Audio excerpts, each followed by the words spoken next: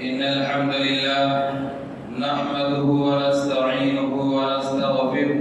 ونعوذ بالله من شرور أنفسنا ومن سيئات أعمالنا من يهده الله فلا مضل له ومن يضلل فلا هادي له وأشهد أن لا إله إلا الله وحده لا شريك له وأشهد أن محمدا عبده ورسوله يا أيها الذين آمنوا اتقوا الله حق تقاته ولا تموتن إلا وأنتم مسلمون يا أيها الناس اتقوا ربكم الذي خلقكم من نفس واحدة وخلق منها زوجها وبث منهما رجالا كثيرا ونساء واتقوا الله الذي تساءلون به والأرحام إن الله كان عليكم رقيبا يا أيها الذين آمنوا اتقوا الله وقولوا قولا سديدا يصلح لكم أعمالكم ويغفر لكم ذنوبكم ومن يطع الله ورسوله فقد فاز فوزا عظيما فإن خير الحديث كتاب الله وخير الهدي هدي محمد صلى الله عليه وسلم وشر الأمور محدثاتها وكل محدثة بدعة وكل بدعة ضلالة وكل ضلالة في النار ہر طرح کی تعریف حمد و ثنا بڑائی اور بزرگی صرف اللہ وحدہ لا شریک کے لیے لائق اور مناسب ہے جو ساری کائنات کا تنہا خالق اور مالک ہے اور جو ہر قسم کی عبادتوں کا تنہا حقدار ہے جس کا نہ کوئی ساتھی ہے اور نہ کوئی شریک ہے بے شمار درود و سلام کو اللہ رب العزت کے تمام انبیاء کرام پر بالخصوص جناب محمد رسول اللہ صلی اللہ علیہ وسلم پر کہ جن کے ذریعے سے اللہ رب العزت نے ہمیں اپنی پہچان عطا فرمائی صحیح اور غلط کے درمیان تمیز کرنے کی توفیق عطا فرمائی حاضرین جمعہ آج کے خطبہ جمعہ میں آپ کے سامنے جو باتیں رکھی جائیں گی ان کا تعلق ہے ایمان اور اس کے تقاضوں سے کہ ایمان کیا چیز ہے ایمان کے تقاضے کیا ہیں یہ جاننا انتہائی ضروری ہے ہر مسلمان انسان کے لیے ہم سب یہ جانتے ہیں کہ ایمان ایک ایسی چیز ہے جس کے ذریعے سے ایک انسان اللہ تعالی سے قریب ہوتا ہے ایک انسان دنیا کے اندر بھی اور مرنے کے بعد اللہ تعالیٰ کی نعمتوں کا مستحق ٹھہرتا ہے ایک انسان اللہ تعالیٰ کا جو عذاب گھر ہے جہنم اس عذاب کے گھر سے نجات پاتا ہے ایمان کے ذریعے سے تو ایمان جب اتنی بڑی چیز ہے کہ ہمارے مرنے کے بعد کی زندگی کا راحت اور سکون یا وہاں کی بے چینی اور پریشانی یہ تمام چیزیں منحصر ہیں اسی ایمان پر اگر یہ ایمان ہے تو دنیا کے اندر بھی اللہ تعالیٰ انسان کے دل میں سکون پیدا فرماتا ہے اس کے زندگی میں امن اور راحت پیدا فرماتا ہے مرنے کے بعد بھی اللہ تعالیٰ اس کو امن اور سکون کی زندگی عطا فرماتا ہے اور اگر یہ ایمان نہیں ہے تو ایسی صورت میں انسان دنیا کے اندر بھی جانوروں کی طرح سے زندگی گزارتا ہے اس کے زندگی میں حق اور ناحق غلط اور صحیح اس کی کوئی تمیز نہیں ہوتی ہے مرنے کے بعد بھی اللہ تعالیٰ کے عذاب کا مستحق ٹھہرے گا تو یہ ایمان کیا چیز ہے اسے جاننا ضروری ہے اس لیے کہ ہماری زندگی کا انحصار کامیابی کا انحصار اسی چیز پر ہے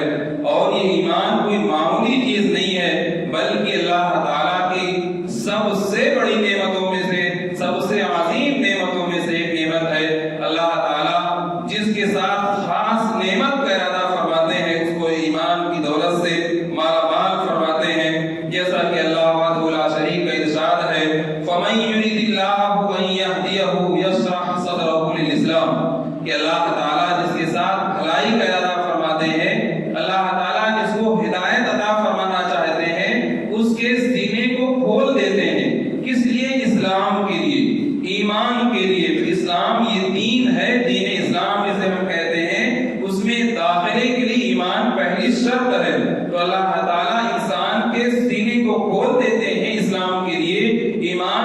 لیے آسان بنا دیتے ہیں، کس کے لیے؟ جس کو اللہ تعالیٰ ہدایت دینا چاہتے ہیں۔ اور وَمَن يُرِدْ أَن يُضِلَّهُ، اور جسے اللہ گمراہ کرنا چاہتے ہیں، یعنی اس کے برے اعمال کی وجہ سے کیا کرتے ہیں؟ يَجْعَلْ صَدْرَهُ ضَيِّقًا، تو اللہ تعالیٰ ایسے انسان کے سینے کو تنگ بنا دیتے ہیں۔ ایسے انسان کا سینہ اسلام اور ایمان کے لیے تنگ ہو جاتا ہے، كَأَنَّمَا يَصَّعَّدُ فِي السَّمَاءِ، گویا کہ وہ آسمان میں چڑھ رہا ہو۔ کوئی بھی انسان جب اونچائی پر چڑھتا ہے تو اس کی سانس پھولنے لگ جاتی ہے، انسان پریشان ہو جاتا ہے۔ تو ایسے ہی اللہ نے فرمایا کہ جس کے ساتھ اللہ تعالیٰ گمراہی کا فیصلہ فرما دیتے ہیں اس کے برے اعمال کی وجہ سے، تو ایمان کی باتیں اس کے دل میں نہیں اترتی ہیں۔ ایمان اور ایمان کیا چیز ہے، ایمان کی حفاظت کیسے کی جائے، ایمان کے ارکان کیا ہیں، ایمان کے خلاف کون سی چیز ہے، یہ تمام چیزیں اگر اسے بتائی جائیں تو اس کی سانس پھولنے لگ جاتی ہے، اس کے دل میں تنگی پیدا ہو جاتی ہے، وہ ایسی چیزوں کو سننا اور جاننا نہیں چاہتا ہے۔ اور اس وجہ سے کہ اللہ تعالیٰ نے اس کے سینے کو تنگ کر دیا ہے، اللہ نے اس کو ہدایت کی باتوں سے دور کر دیا ہے۔ تو یہ ایمان اللہ تعالیٰ کے عظیم نعمتوں میں سے ایک نعمت ہے۔ اللہ تعالیٰ جب اپنی نعمت سے سرفراز کرنا چاہتے ہیں تو انسان کے سینے کو کھول دیتے ہیں اور وہ ایمان کی چاشنی کو حاصل کرنے کی کوشش کرتا ہے، ایمان کیا چیز ہے اسے جاننے کی کوشش کرتا ہے تاکہ اس کی زندگی بہتر سے بہتر ہو سکے۔ تو ایمان کیا چیز ہے، آئیے دیکھتے ہیں کہ ایمان عربی کا لفظ ہے جس کے معنی ہوتے ہیں یقین کرنا۔ تو یقین کرنے کا نام ایمان ہے، لیکن شریعت کی اصطلاح میں کچھ خاص باتوں پر یقین کرنے کا نام ایمان ہے۔ تو کون سی باتیں ہیں جن پر انسان یقین رکھے، کون سی وہ چیزیں ہیں جنہیں اپنے وہ دل سے اس کا اعتراف کرے، اور کیا صرف دل سے اعتراف کر لینا ہی کافی ہوگا، یہ تمام باتیں آپ کے سامنے بیان کی جائیں گی۔ تو ایک لمبی حدیث ہے جسے حدیث جبریل کہا جاتا ہے، اس کا پس منظر یہ ہے کہ ایک دفعہ جبریل امین علیہ السلام باقاعدہ انسانی شکل میں جناب محمد رسول اللہ صلی اللہ علیہ وسلم کے پاس آئے اور آپ کے پاس بیٹھے، آپ سے کچھ سوالات کیا۔ انہی سوالات میں سے ایک سوال ہے کہ اسلام کیا ہے۔ آپ صلی اللہ علیہ وسلم نے اس کا باقاعدہ جواب دیا کہ اسلام یہ اور یہ۔ پھر پوچھا ایمان کیا چیز ہے، پھر آپ نے اس کا جواب دیا کہ ایمان یہ چیز ہے۔ پھر پوچھا احسان کیا چیز ہے، پھر اس کا بھی جواب دیا۔ تو جب وہ چلے گئے تو رسول اللہ صلی اللہ علیہ وسلم نے اپنے صحابہ سے بتایا کہ یہ جبریل امین تھے جو اس لیے آئے تھے تاکہ سوال و جواب کی شکل میں تمہیں تمہارا دین سکھائیں۔ صحابہ کرام بیٹھے ہوئے تھے اور جبریل امین سوال کر رہے ہیں، اللہ کے رسول صلی اللہ علیہ وسلم جواب دے رہے ہیں، اور پھر جبریل امین کہہ رہے ہیں کہ آپ صحیح کہہ رہے ہو، جو آپ نے کہا ہے صحیح کہا ہے۔ تو لوگوں کے لیے تعجب کی بات ہے کہ انسان سوال بھی کر رہا ہے اور جواب دینے پر کہہ رہا ہے کہ تم صحیح کہہ رہے ہو، اس کا مطلب پہلے سے اسے جواب معلوم ہے، پھر سوال کیوں کر رہا ہے؟ تو اسی لمبی حدیث کے ایک ٹکڑا ہے جس میں آپ صلی اللہ علیہ وسلم نے یہ وضاحت فرمائی کہ ایمان کیا چیز ہے۔ تو آپ نے فرمایا ایمان یہ ہے ان تؤمن باللہ، کہ اللہ پر ایمان لاؤ، اللہ پر یقین کرو۔ تو اللہ پر یقین کرنے کیا مطلب ہے کہ اللہ تعالیٰ کا وجود ہے، جو ساری کائنات کا اور کائنات میں موجود جتنی بھی چیزیں ہیں ان کا پیدا کرنے والا ہے، وہی ہے، تنہا اکیلے اس نے تمام کائنات کو، اس کے اندر موجود تمام مخلوقات کو پیدا کیا ہے، اس بات کا یقین رکھنا۔ اسی طریقے سے اللہ تعالیٰ ہر قسم کی عبادتوں پر تنہا حقدار ہے، کسی بھی قسم کی کوئی عبادت اللہ کے سوا کسی اور کے لیے نہ کی جائے، اس بات کا یقین رکھنا۔ اللہ تعالیٰ کو کوئی سازی نہیں، نہ تو دنیا کو پیدا کرنے میں، نہ تو دنیا کو چلانے میں، اور نہ ہی عبادت کا مستحق ہونے میں، نہ ہی اللہ تعالیٰ کے جو پیارے اور بہترین نام ہیں ان ناموں میں، نہ ہی جو اللہ کے صفات ہیں ان صفات میں، کسی بھی طرح سے نہ تو دنیا کو بنانے میں، نہ تو عبادت میں، نہ تو اللہ کے ناموں اور صفات میں کوئی بھی اس کا ساجی اور شریک نہیں ہے، اس بات کا یقین رکھنا۔ اللہ ہی کی ذات ہے تنہا جو انسان کو نفع اور نقصان پہنچاتی ہے، وہی ہے انسان کو جو اولاد عطا فرمانے والا ہے یا اس سے محروم رکھنے والا ہے، انسان کو شفا اور بیماری تنہا وہی دینے والا ہے، اس کے سوا کوئی اور نہیں ہے، مصیبتوں کو دور کرنے والا اور خوشیوں کو زندگی میں ڈالنے والا تنہا اللہ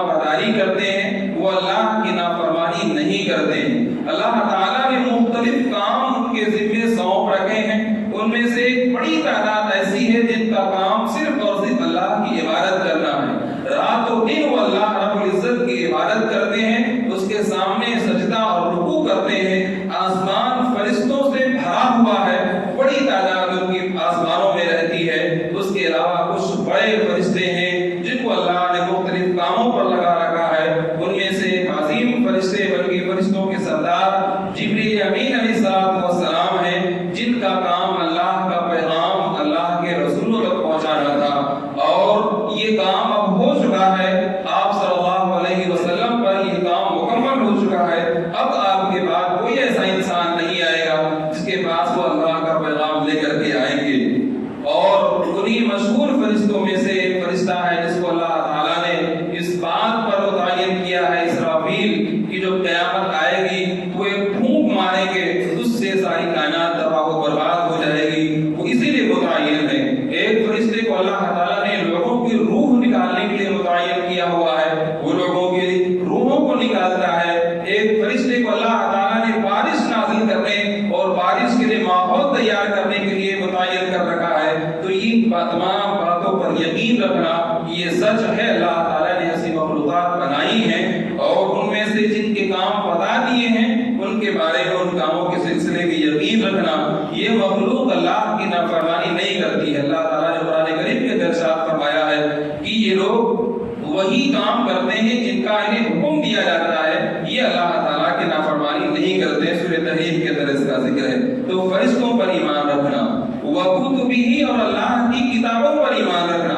کہ اللہ تعالیٰ نے انسانوں کی ہدایت کے لیے مختلف زمانوں میں مختلف انبیاء کرام کو کتابیں دی ہیں۔ بہت ساری کتابیں اللہ نے انبیاء کرام کو دی ہیں، ان میں سے کچھ کتابیں مشہور ہیں، جیسے تورات ہے جو موسیٰ علیہ السلام کو دی گئی،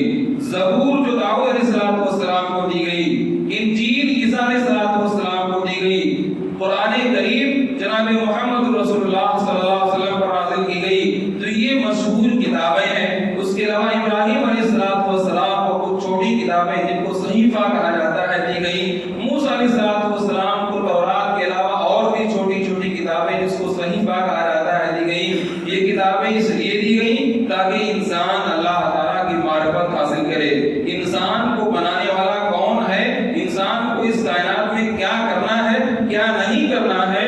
وہ جب مر جاتا ہے تو مرنے کے بعد اس کا کیا انجام ہونے والا ہے، یہ تمام باتیں اللہ تعالیٰ نے کتابوں میں ذکر کی تھی۔ لیکن وقت کے گزرنے کے ساتھ ساتھ وہ قومیں جنہیں یہ کتابیں دی گئیں انہوں نے اس میں تبدیلیاں کر دی۔ آخر میں اللہ رب العزت نے کلام مجید کو نازل فرمایا، قرآن کریم کو نازل فرمایا، جس کی حفاظت کی ذمہ داری اللہ نے خود لے لی، یعنی اس میں اب کوئی تبدیلی کوئی انسان نہیں کر سکتا ہے، اور اس کتاب پر ایمان رکھنا تفصیل کے ساتھ یہ ہماری اور آپ کی ہر انسان کی ذمہ داری ہے۔ اس کے سلسلے میں کسی بھی قسم کے شک اور شبہے سے اپنے دل اور دماغ کو محفوظ رکھنا یہ ہماری اور آپ کی ذمہ داری ہے۔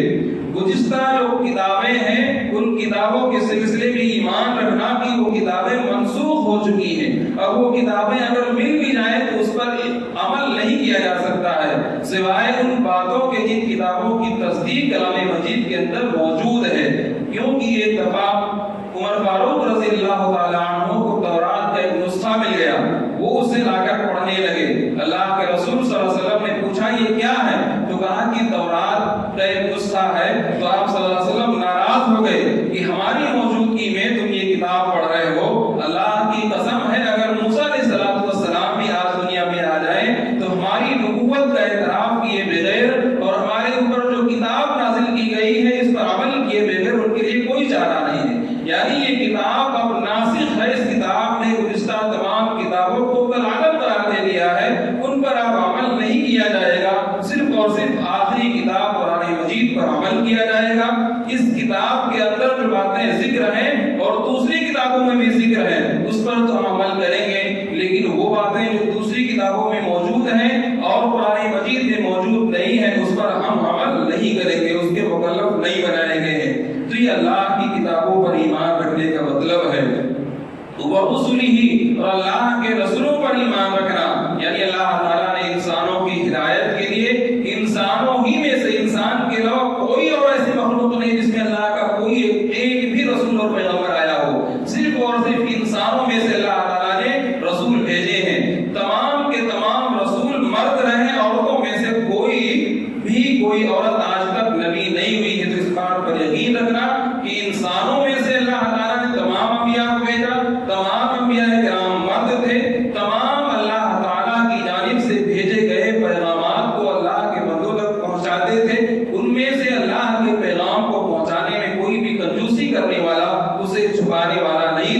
ہر ایک نے اپنی قوم تک اللہ کے پیغام کو پورا اور پورا پہنچایا ہے۔ ان انبیاء اور رسل کی آخری کڑی جناب محمد رسول اللہ صلی اللہ علیہ وسلم ہیں۔ ان کے بعد کوئی بھی اب نبی نہیں آنے والا ہے، اور ان کی نبوت کا اعتراف کر کے ہی ہر انسان کو کامیابی ملنے والی ہے۔ ان کی نبوت اب قیامت تک رہنے والی ہے، اور ہر انسان کی ہدایت کا تمام سامان اللہ نے اس کتاب میں بیان کیا ہے، جو کتاب انہیں دی گئی کلام مجید کی شکل میں، اور اس کی پوری وضاحت، اس کی تشریح اور تفصیل رسول اللہ صلی اللہ علیہ وسلم نے بیان فرما دی ہے۔ تو اس بات پر یقین اور ایمان رکھنا یہ ایمان کے اجزاء میں سے ہے۔ ایسے ہی قیامت کے دن پر ایمان رکھنا کہ ایک وقت ایسا آئے گا جب ساری کائنات کو اللہ تعالیٰ فنا کر دے گا، اللہ کی ذات کے سوا اور کوئی باقی نہ رہ جائے گا، اللہ تعالیٰ سورج اور چاند کو بے نور کر دے گا، یہ زمین اس پر موجود جو پہاڑ ہے یہ روئی کے گالوں کی طرح سے ہونے لگ جائیں گے، اسی طرح سے آسمان یہ پھٹ جائے گا، اور تمام مخلوقات کو موت کے گھاٹ اتار دیا جائے گا۔ تو یہ قیامت کا دن ہے، اور اسی دن کا ایک پہلو یہ بھی ہے کہ ایک لمبا عرصہ گزرنے کے بعد اللہ تعالیٰ پھر سے مخلوقات کو زندہ کرے گا، تمام انسانوں اور جناتوں کو زندہ کرے گا، اور ان کے کیے ہوئے اعمال کا حساب و کتاب لے گا۔ اعمال کے حساب سے لوگوں کو جنت یا اسی طرح سے دوزخ میں ڈالا جائے گا۔ تو یہ ہے قیامت کے دن پر ایمان رکھنے کا مطلب، اس بات پر ایمان رکھنا۔ اسی طریقے سے وَتُؤْمِنَ بِالْقَدْرِ خَيْرِهِ وَشَرِّهِ، اور تقدیر کے اچھے یا برے ہونے پر ایمان رکھنا، اس بات پر ایمان رکھنا کہ ہم کو نفع اور نقصان اللہ تعالیٰ ہی کی جانب سے پہنچتا ہے۔ تقدیر کے اچھے برے ہونے کا مطلب یہی ہے کہ اگر اللہ تعالیٰ ہمیں فائدہ پہنچانا چاہے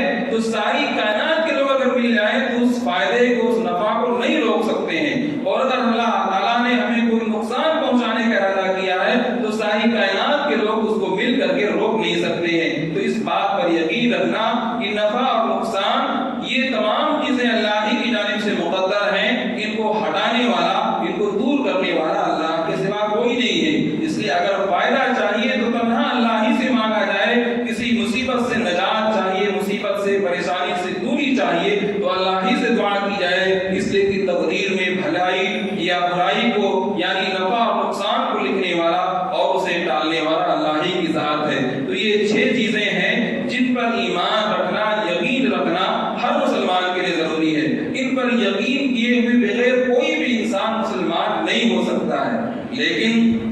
یہ ایمان کا مطلب اور مفہوم اسی سے نہیں پورا ہو جاتا ہے کہ صرف دل سے ان باتوں کا اعتراف کر لیا جائے، نہیں۔ ایمان شریعت کی اصطلاح میں 3 چیزوں کا نام ہے۔ یہ کہ دل سے اعتراف کیا جائے ان 6 باتوں کا جو آپ کے سامنے ذکر کی گئی ہیں۔ دوسرا یہ کہ زبان سے ان کو کہا بھی جائے، باقاعدہ اعلان کیا جائے کہ ہاں میں ان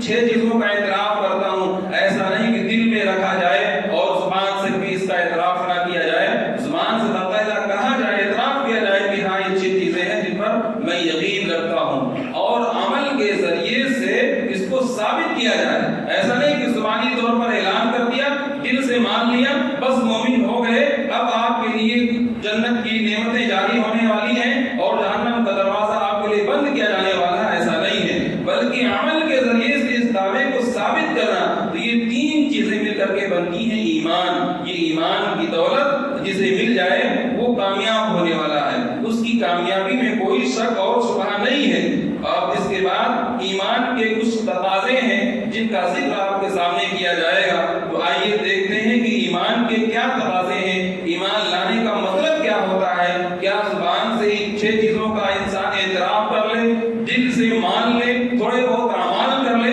بس ہو گیا ایمان، بس ہو گیا مومن؟ یا مومن کی کچھ شان ہوتی ہے، مومن کی کچھ پہچان ہوتی ہے، مومن کی کچھ علامتیں ہوتی ہیں، اس کا ذکر اللہ نے اپنی کتاب میں کہیں کیا ہے یا نہیں کیا ہے؟ جیسے بہت ساری چیزیں دنیا کے اندر ہوتی ہیں، ان کی کچھ علامتیں ہوتی ہیں، ہم انہیں دیکھ کر پہچان لیتے ہیں کہ یہ چیز وہی ہے کہ نہیں ہے۔ آپ آم کو امرود کے درمیان فرق کرنا ہو آپ کو تو یقیناً آپ پہچان لیں گے آم کی صفات کو دیکھ کر کے اور امرود کی صفات کو دیکھ کر کے۔ کوئی سامان ہے، ایک ہی نام سے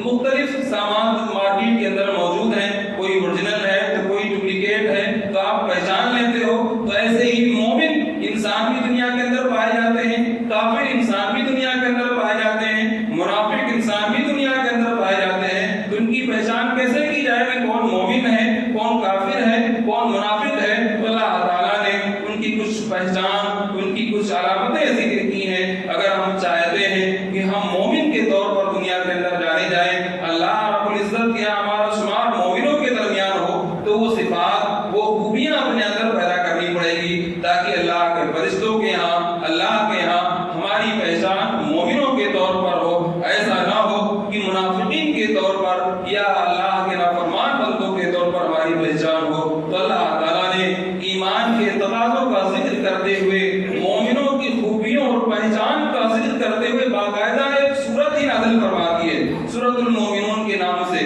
المومنون باقاعدہ ایک سورت ہے، اللہ تعالیٰ نے 18ویں پارے کے اندر اس کو نازل فرمایا ہے۔ پہلی سورت 18ویں پارے کی، آپ اس کو پڑھیں، دیکھیں کہ اللہ تعالیٰ نے مومنوں کی کیا خوبیاں اور کیا علامتیں اور کیا پہچان بتائی ہے۔ کچھ پہچان کا ذکر آپ کے سامنے کیا جاتا ہے۔ اللہ کا ارشاد ہے، قد افلح المؤمنون، یقیناً مومن لوگ کامیاب ہو گئے۔ تو پہچان بتانے سے پہلے ہی انجام اللہ نے بتا دیا کہ جن کا ذکر ابھی سورت کے اندر ہونے والا ہے وہ کوئی معمولی لوگ نہیں ہیں، وہ کامیاب لوگ ہیں، اللہ کے کامیاب بندے ہیں، وہ کامیابی اور کامرانی حاصل کرنے والے ہیں دنیا کے اندر بھی، مرنے کے بعد کے بھی، کیونکہ کوئی بھی انسان، مگر عام انسان کے بارے میں کسی کو کوئی بایوگرافی دے دی جائے، کوئی کتاب دے دی جائے پڑھنے کے لیے، تو کوئی نہیں پڑھے گا۔ اور کوئی بہت بڑی شخصیت ہو، کوئی بہت کامیاب انسان ہو، اس کے بارے میں کوئی کتاب آپ دے دیں، ہر کوئی پڑھنا چاہے گا، معمولی انسان کے بارے میں کوئی نہیں پڑھنا چاہے گا۔ تو ایک پوری سورت اللہ نے نازل فرمائی ہے۔ تو ایسے لوگوں کے بارے میں، وہ کون سے لوگ ہیں، ان کی کیا خوبیاں ہیں، پہلے اللہ نے بیان کر دی، یہ کامیاب لوگ ہیں، مومن کامیاب لوگ ہیں۔ تو اب مومنین کی صفات کو پڑھنا چاہیے پڑھنے والے کو۔ تو اللہ تعالیٰ نے آگے فرمایا ان کی صفات کو بیان کرتے ہوئے، الذین هم فی صلاتہم خاشعون، کامیاب بندے کون ہیں، مومن بندے کون ہیں، جو اپنی نمازوں میں خشوع اختیار کرتے ہیں، اپنی نمازوں کے اندر اللہ کا ڈر اور خوف اتارتے ہیں، جو اللہ کے ڈر اور خوف کی وجہ سے نماز پڑھتے ہیں۔ اب ذرا یہاں پر دھیان دیجئے کہ اللہ تعالیٰ نے کیا کہا کہ نماز کے اندر ان کے خوف ہوتا ہے، اللہ کا ڈر ہوتا ہے۔ اگر نماز ہی نہ ہو تو انسان مومن کیسے ہوگا؟ ہماری اور آپ کی حالت کیا ہے کہ نماز ہی سے ہم غائب ہیں۔ جو سب سے پہلی پہچان ایک مومن کے اللہ تعالیٰ نے بیان فرمائی، صرف نماز پڑھنا پہچان نہیں بتائی، نماز کے اندر وہ اللہ سے ڈرتے ہیں، نماز پڑھتے ہوئے ان کا دل اللہ کی جانب ہوتا ہے، گویا کہ وہ اللہ تعالیٰ کو دیکھ رہے ہیں۔ جو آپ کو ابھی حدیث جبریل کے بارے میں بتایا گیا تھا، لمبی حدیث، اسی حدیث کے اندر جبریل امین علیہ السلام نے اللہ کے رسول سے پوچھا کہ اللہ کے رسول بتائیے احسان کیا چیز ہے؟ تو آپ نے فرمایا احسان یہ ہے کہ تم اللہ کی عبادت ایسے کرو گویا کہ اللہ کو دیکھ رہے ہو، وہ تمہارے سامنے ہے اور اس کے سامنے کھڑے ہو کر تم اس کی عبادت کر رہے ہو، اس تصور کے ساتھ عبادت کرو۔ اور اگر یہ کیفیت نہ پیدا ہو سکے تو کم از کم یہ تو تصور ہونا چاہیے کہ اللہ تعالیٰ ہمیں دیکھ رہا ہے۔ ہم نماز میں اگر کھڑے ہیں تو اللہ تعالیٰ ہمارے دل کی جانب پوری توجہ کیے ہوئے ہے، وہ ہمارے دل کی کیفیت سے آگاہ ہے۔ اگر ہم نماز میں کھڑے ہو کر اپنی دکان کا حساب و کتاب، اپنے رشتوں اور اپنے ناتوں کا حساب و کتاب، پڑوسی کے ساتھ معاملات کا حساب و کتاب نماز میں کرنے لگ جائیں تو کیا انجام ہوگا ہماری نماز کا؟ اللہ تعالیٰ وہ دیکھ رہا ہے کہ آئے ہو نماز پڑھنے کے لیے، دل آپ کا کہاں لگا ہوا ہے، وہ دلوں کے بھید کو جاننے والا ہے۔ تو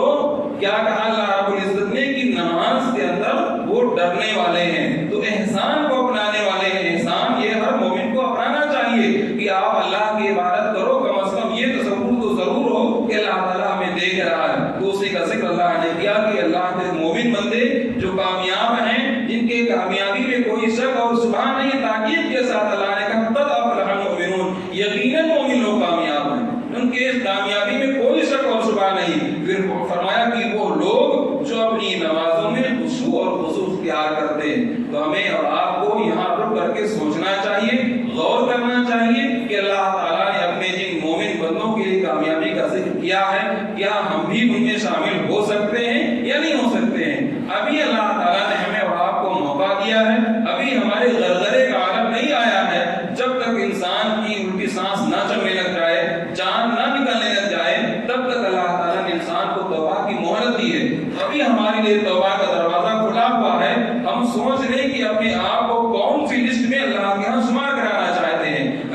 اللہ کے کامیاب بندوں میں شمار کرانا چاہتے ہیں تو ایسی صورت میں ہمیں اور آپ کو چاہیے کہ نماز کی پابندی کریں، اور صرف پابندی نہیں بلکہ اس تصور کے ساتھ نماز پڑھیں کہ ہمارا مالک اور خالق جس کے سامنے ہم کھڑے ہیں وہ ہمیں دیکھ رہا ہے۔ والذین هم عن اللغو معرضون، دوسری پہچان اللہ نے مومنوں کی بتائی ہے کہ بے حیائی کے کاموں سے وہ دور رہتے ہیں،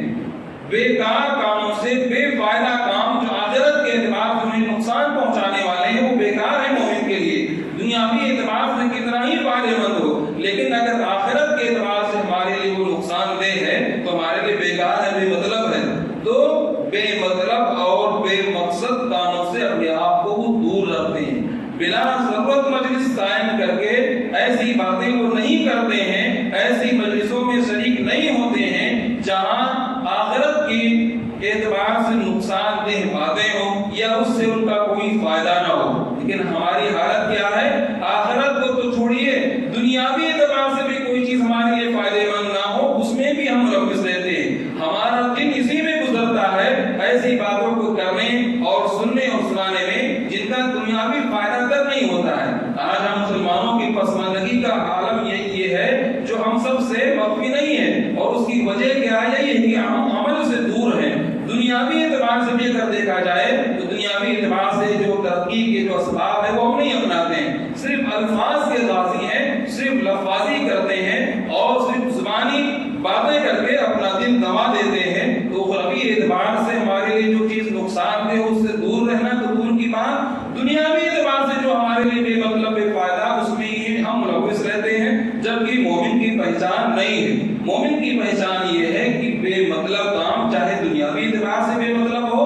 یا اخروی اعتبار سے بے مطلب ہو، بے فائدہ کاموں سے وہ دور رہتا ہے، اپنا وقت ضائع نہیں کرتا ہے، اپنے وقت کو وہ بچاتا ہے۔ والذین هم للزکاۃ فاعلون، اور زکات ادا کرنے والے ہوتے ہیں۔ ایسا نہیں ہے کہ جو کچھ مال اللہ نے انہیں دیا ہے سب سینچ کر کے رکھتے ہوئے جا رہے ہیں اور یہ سوچ رہے ہیں کہ ہم نے اسے کمایا ہے، یہ ہمارے کمائی کے ذریعے سے آیا ہوا ہے۔ وہ یہ نہیں سوچتے ہیں کہ جب ہم پیدا ہوئے، پڑھائی لکھائی کی، دنیا کے اندر ہم نے سیکھا چلنا اور زندگی گزارنا تو ہمارے ہی طرح سے ہمارے بہت سارے ساتھیوں نے محنت کی، بلکہ ہم سے زیادہ محنت کی، اور ہماری اتنی دولت انہیں نہیں ملی۔ یہ دھن دولت جو کچھ ملا ہوا ہے صرف محنت کا نتیجہ نہیں ہے، اللہ کا دیا ہوا ہے، اس کا کرم اور فضل ہے جس کی وجہ سے آیا ہوا ہے۔ وہ یہ سوچتے ہیں، یہ سوچتے ہیں کہ صرف ہمارے اعمال کا ہی نتیجہ ہے، ہمارے قابلیت اور صلاحیت کی وجہ سے یہ مال ملا ہوا ہے، اس میں ہم غریبوں کو کیوں دے دیں؟ غریب کا اس میں کیا رکھا ہوا ہے؟ اس میں زکات ہم کیوں ادا کریں؟ اپنے مال کو ہم کیوں کم کریں؟ تو ایسا نہیں ہے، مومن یہ نہیں سوچتا ہے۔ مومن یہ سوچتا ہے کہ دنیا کے اندر جو کچھ بھی ملا ہے سب اللہ رب العزت کی نعمتوں میں سے ہے، اس کے کرم اور فضل سے ملا ہوا ہے، اور اللہ نے ہمارے مال میں زکات کو فرض کیا ہے، اس لیے ہمیں زکات دینا ہے۔ تو مومن انسان کو اللہ تعالیٰ صاحب مال بناتے ہیں اور اس کے اوپر زکات فرض ہوتا ہے، وہ زکات کو دینے والا ہوتا ہے، زکات ادا کرنے والا ہوتا ہے۔ یہ تیسری خوبی ہوئی۔ چوتھی خوبی اللہ نے بیان فرمائی، والذین هم لفروجهم حافظون، جو اپنے شرم گاہوں کی حفاظت کرتے ہیں، جو زناکاری اور بدکاری کے کاموں سے دور رہتے ہیں۔ آج یہ چیز ہمارے سماج میں کس قدر عام ہوتی جا رہی ہے، اس قدر عام ہوتی جا رہی ہے کہ والدین اپنے بچوں کو دیکھتے ہیں کہ اس برائی میں ملوث ہیں یا ہو سکتے ہیں، لیکن اس کے باوجود صرف نظر کیے ہوئے ہیں، یہ کہہ کر زمانہ ہی ایسا ہے، لوگ ایسا ہی کرتے ہیں، اگر ایسا نہیں کریں گے تو بہت پچھڑا ہوا یہ تصور کیا جائے گا، بہت پسماندہ مانا جائے گا، یہ زمانے کا رواج ہے، اسے دیکھ کر کے یہ سوچ کر کے نظر انداز کر دیتے ہیں اور خود بھی اس برائی میں ملوث رہتے ہیں اور اپنے بچوں کو بھی اس برائی میں ملوث ہوتے ہوئے دیکھتے ہیں، لیکن ان کے کان پر جو نہیں رہتا ہے۔ جبکہ کامیاب انسانوں کی پہچان اللہ نے بیان فرمائی، اپنے مومن بندوں کی جو پہچان بیان فرمائی،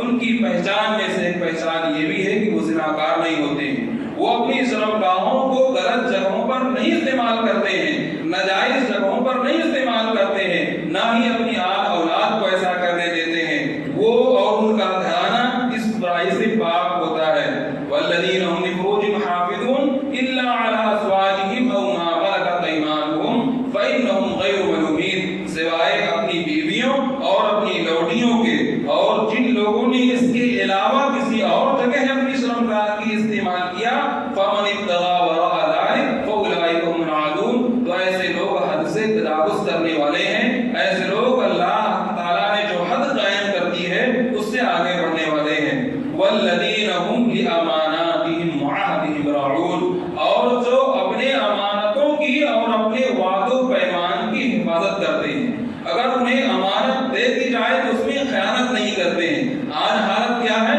آپ کسی کے اکاؤنٹ میں پیسہ منگا لیجیے، آپ کو ملنے والا نہیں ہے، کہتے ہیں کہ خرچ ہو گیا۔ کیسے خرچ ہو گیا؟ جب آپ کا ہے ہی نہیں، دوسرے کا پیسہ خرچ کیسے ہو گیا؟ تو یہ ہماری حالت ہو چکی ہے کہ معمولی امانت کسی کو دے دی جائے تو بغیر خیانت کیے ہوئے آپ کو لوٹانے والا نہیں ہے۔ اور اسی طریقے سے یہ تو مال کی امانت ہے، بات بھی امانت ہوتی ہے۔ اگر کسی نے ہم سے کوئی بات بتائی ہے، راز کی بات کسی کو نہیں بتانا، یا کسی کی ہم نے کوئی ایسی چیز دیکھ لی جس کو وہ نہیں چاہتا ہے کہ دوسروں کو یہ پتا چلے، اس نے کہہ دیا ٹھیک ہے آپ نے دیکھ لیا، دوسرے سے نہ کہنا، تو یہ بھی امانت ہے، تو اس کو بھی دوسرے سے نہ کہنا۔ لیکن ہماری حالت کیا ہے کہ اگر بات ہو تو ضرور کسی نے کہہ دیا ہے کہ نہ بتانا تو ضرور بتا دیں گے۔ امانت کسی نے مال کی دے دی تو اس میں خیانت کر لیں گے، یہ سوچ لیں گے اب یہ تو ہمارا ہے، استعمال کر لو، جب ہوگا تب دیکھا جائے گا، دیں گے تو دے گا، نہیں دیں گے تو کوئی بات نہیں۔ جبکہ ایک کامیاب مومن